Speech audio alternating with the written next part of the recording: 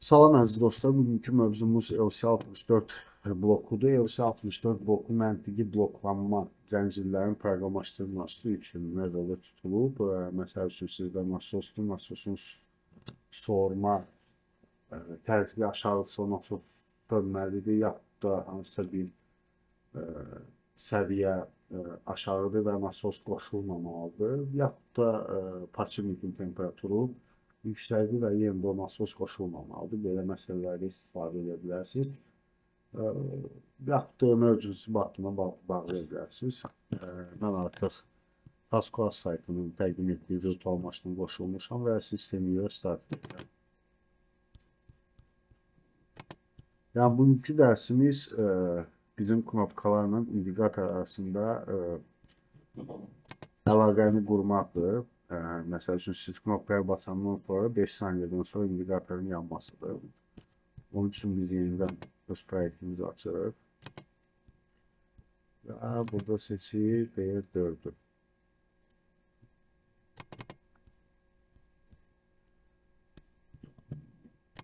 Və LC64 blokunu əlavə edirik.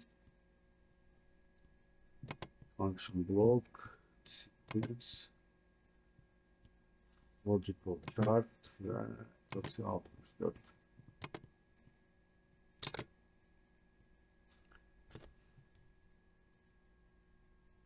Adını qoyaq control. Yaxud da siz özünüz ad fikirləşin.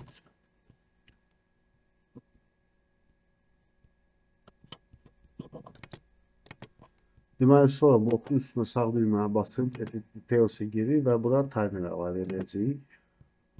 Sağ düymə, Insert, Timer, o yerdə seçirik. Əlavə elədik.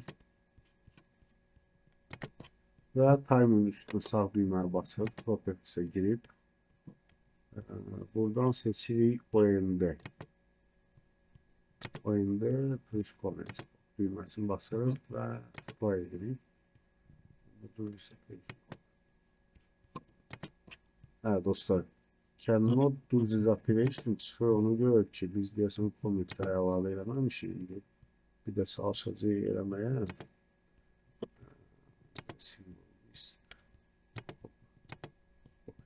Və set timer keçirik və onu qoyaq 5 saniyə və adını qoyaq timer 1. Timer 1.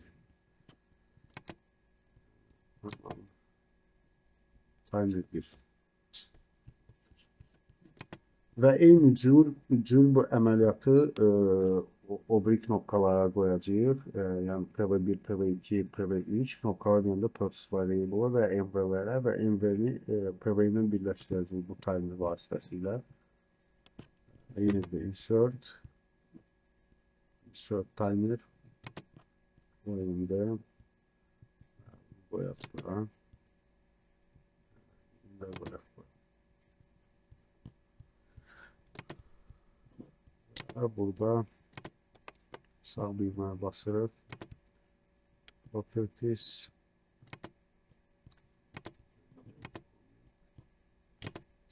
Timer 5. Timer 2.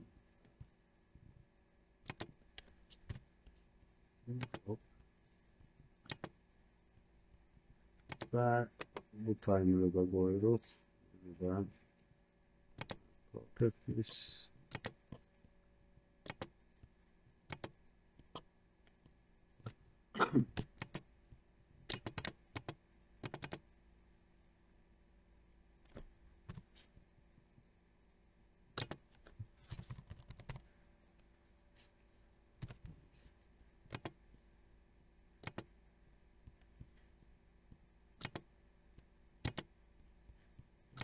Və dostlar, növbəti addım olacaq bizim input və output elementlərin əlavə olunmasıdır. Deməli, input elementlər bizdə env-lər olacaq, output elementlər isə PV-lər olacaq.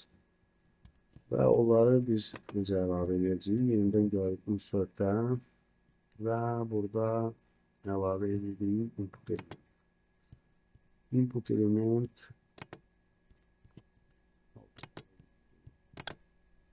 tamam. mv01 pv.l göstereyim.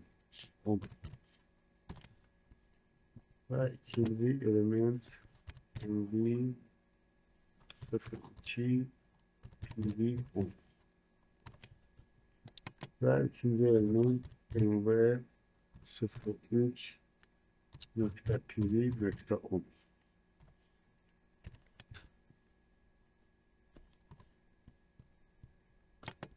Ve bu tarafa da output elementler bizde olacak. pv01 nokta pv.l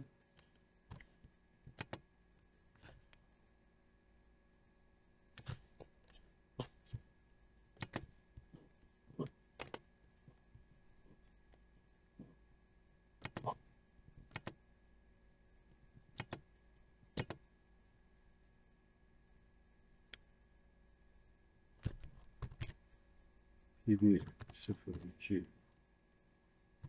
pv.l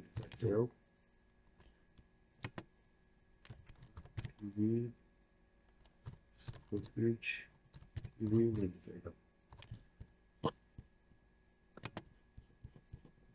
Və növbəti addım dostlar, wiring-i əlavə eləməkdir. Yenə o bir dərslərdəki kimi. Insert wiring. Növbəti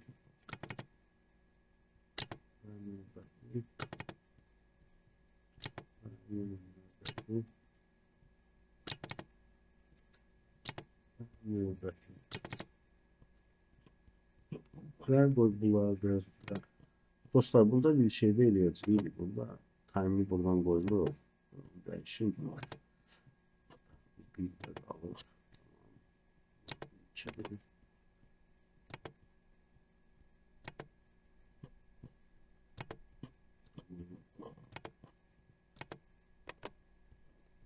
Bunu koyup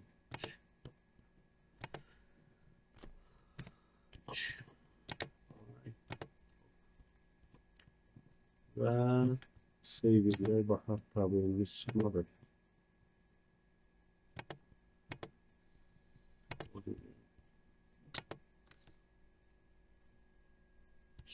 Tamam, problem çıkmadı. Şimdi ise kaydırız bizim simülatöre. Kodlara bitsin.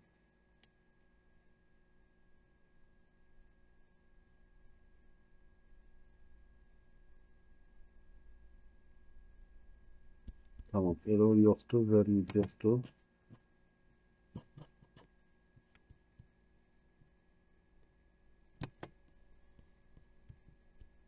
Ve simülatör start verdik. Test function. Ve gözlüğe simülatör start olsun. Ve dostlar, simülatör start oldu ve stop'u basırız. Ve yeniden start'ı basırız.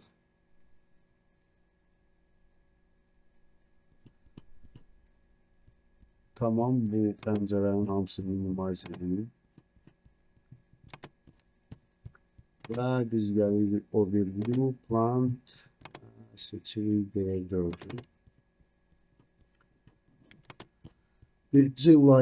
Light'ın faceplate'ini açaq. Bizdə bu olmalıdır avtomat moddadır, düzdür. Kimdə avtomat modda deyirsə, dostlar, bura girirsiniz, yeni yadınıza salın. Modu seçirsiniz. Düyməni basırsınız və bura alt yazırsınız. Keçir avtomat moduna və açırıq. Bura biraz balacalaşdırın. Deməli, bizdə məntiqə uyğun olaraq nə olmalıdır? Bu off düyməsini basandan sonra biz qoyduğumuz timer'ı, məsəl üçün 10 saniyə, 5 saniyə qoyacağıq. Bu avtomatik start olmalıdır, 10 olmalıdır.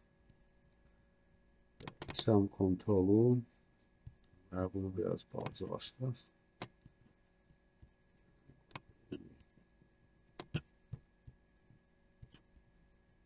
yoxlayaq. Kontrol olmalıdır avtomat modunda. Tamam, bu da avtomatdadır. Burada sağa verəm. Və burada gerilik. Və burada timerin üstünə 2 dəfə basırıq.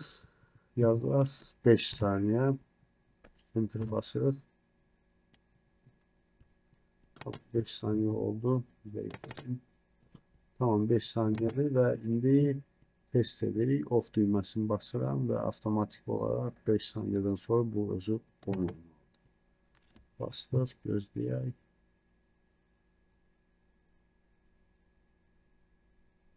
On oldu. Time işlədi. Dostlar, təbii ki, hamımızı növbəti dərsdə biz deməli cold start və hot startı izah edəcəm sizə. Cold start nədir bizdə? Yəni kontrolün qidası kəsildisə özü avtomatik start verir. Yaxud da ikinci və hot start isə yəni kontrolü özü dayandı. Yəni qida kəsilmədən hər hansı bir zboldan, hər hansı bir faultdan ya alarmdan dayandısa özü avtomatik starta geçsin. Çox sağ olun, təşəkkür ederim.